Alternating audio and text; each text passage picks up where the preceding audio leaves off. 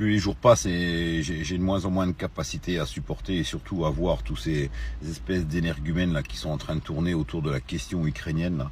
Le Marcus Rutte, par exemple, ce mec-là, je peux pas le voir en peinture, je ne le supporte pas.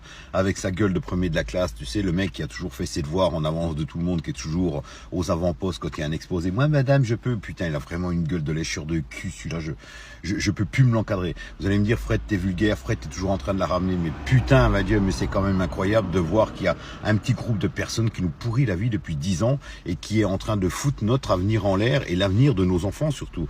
Que vous pensiez en petit égoïste à votre situation personnelle, que vous n'avez pas envie de perdre votre baraque parce que vous avez des crédits et tout, ça c'est votre problème, mais putain, quand je vois que vos gamins derrière vont vivre dans ce monde de merde que ces espèces d'enfoirés sont en train de mettre en place, je suis vulgaire parce que quand on parle de la merde, il faut utiliser les mots qui décrivent le plus simplement et le plus proche possible ce qui se rapporte à la merde. Je suis désolé, ces gens-là, c'est de la merde.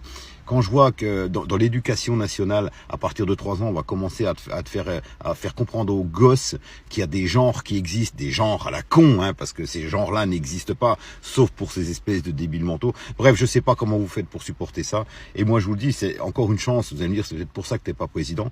Mais putain, un gars comme Poutine, soit il a de la patience incroyable, soit il est dans le jeu. Parce que moi, je serais à sa place, ça ferait longtemps que je t'aurais bombardé tous les palais présidentiels de tous les présidents concernés. Je supporte plus. Emmanuel Macron, c'est même plus la peine. Ce mec-là, je vais même pas vous dire ce que j'aimerais. Voilà, c'est même pas la peine. Mais putain, tous ces Marcus Rutte, tous ces Mélanie, pareil. Faut arrêter avec ce cinéma de Mélanie. Elle est différente. Elle est pareille. Elle est comme les autres. Enfin bref. Combien de temps ça va durer? Moi, je suis estomaqué. On m'a toujours dit que j'avais une grande gueule, tu sais, mais c'est pas pour rien. C'est pas pour rien. C'est pour ça d'ailleurs, je vous l'ai déjà dit que je suis parti de la France parce que je pense que j'aurais fini par faire une connerie si j'étais resté en France. Et je vous le dis sincèrement parce que j'arrive pas à comprendre chez les gens normalement constitués, et je me considère comme normalement constitué.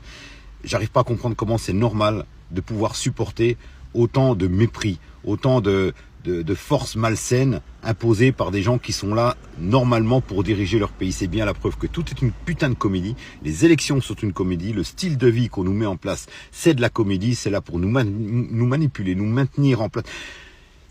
Putain. Vous avez sincèrement de la chance, tous ces gens-là, que les gens soient aussi blaireaux et disciplinés. Parce qu'ils seraient tous comme moi, et un flic me l'a déjà dit, les gens seraient tous comme moi, ça tournerait pas rond. Je pense que ça tournerait plus rond. Ça serait certainement pour eux que ça tournerait moins rond. Et moi, j'attends le jour, c'est le jour où Ursula von der Leyen, Macron, Rutte, Zelensky débarrasseront le plancher. Voilà. Pour ceux qui savent pas ce que ça veut dire débarrasser le plancher, regardez sur Internet.